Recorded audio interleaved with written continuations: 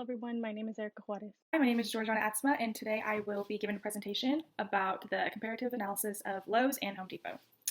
Okay, so firstly, who are shareholders? For both companies, the top three shareholders are the same, including Vanguard, BlackRock, and State Street Corporation. Really, the only difference is that the shareholders hold a lot more shares in Home Depot as compared to that of Lowe's. Next. Do they care about our cost of capital and why? Yes, they care about our cost of capital.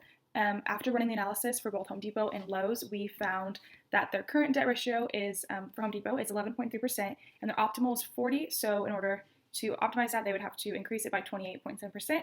And then for Lowe's, after running the analysis, their current ratio is 15.7%. Their optimal is 50, and in order to increase that, they got to increase it by 34.23%. So what is our cost of debt financing? So the Home Depot has a rating of A2A, which shows a default spread of 0.67.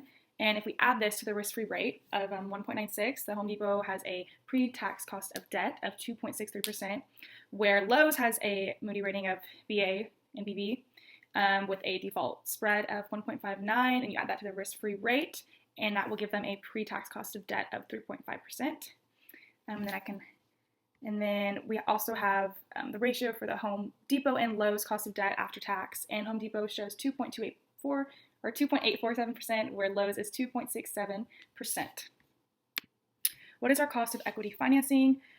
So the cost of equity for each company is calculated where we take the risk-free rate, which is estimated by the long-term U.S. Treasury bond, and the risk-free premium, and you minus that from the long-term government treasuries. And beta is derived by regressing the respective companies' stock returns against market returns. So the cost of equity for Home Depot is 6.4 roughly, and the cost of equity is for Lowe's is 7.68. Finally, what is our overall cost of capital? The cost of capital is the weighted average cost of equity consisting of a company's debt and preferred stock. So Home Depot's weighted average cost of capital is 5.83%, where Lowe's is 6.7%. Could we lower the cost of capital by changing our capital structure? Yes. At the optimal debt ratio, the Home Depot and Lowe's can decrease their cost of capital by 0.18% and 0.34% respectively. Would more debt create unnecessary risk? Both firms are below their optimal debt ratio. Increasing their debt to reach those ratios can be beneficial. However, it can also pose some risks. Some advantages of taking on more debt are an increase in tax savings and in the firm's value, as well as an increase in bond rating, as is the case for Lowe's. Some disadvantages of debt are an increase in agency costs and a decrease in bond rating, as is the case for the Home Depot. How would a financial restructuring affect the value of our company? For the Home Depot, the bond rating would be lowered, but its enterprise value would increase to $396,100. For Lowe's, their bond rating would increase and its enterprise value would increase to $193,616.